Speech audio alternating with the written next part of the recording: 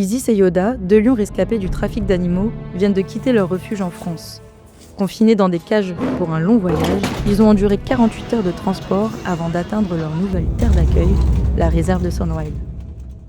C'est l'excitation qui redémarre fort. Ils arrivent là, donc on est vraiment impatients de les retrouver. Ils s'apprêtent à fouler le sol sud-africain pour la première fois de leur vie. Mais avant d'être relâchés en semi-liberté, dans 8 hectares, ils devront passer par une étape essentielle. Quelques jours en pré-enclos, le temps de s'adapter à leur nouvel environnement sous l'œil des vétérinaires.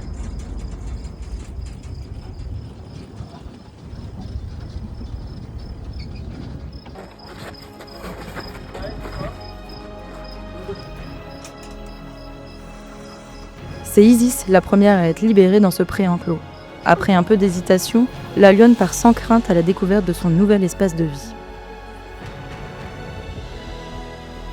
Autour de Yoda. Quand sa cage s'ouvre, Isis s'approche et entre à l'intérieur pour retrouver son frère, curieuse de savoir s'ils ont été transportés dans les mêmes conditions.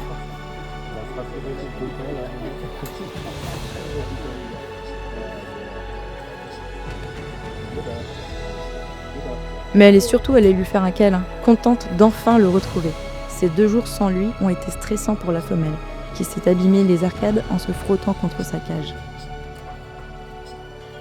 Releasing animals that have grown up in captivity for the first time on African soil, it's an extremely emotional sort of situation that you have. It's kind of hard to not cry. La femelle, on voit qu'elle a quelques blessures sur les arcades.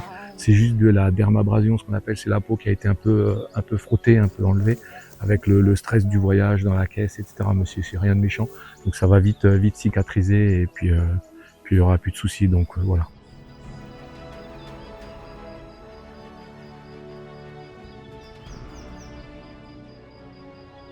C'est des lions, des princesses. D'habitude, ils ont de la pelouse coupée toutes les 3 semaines.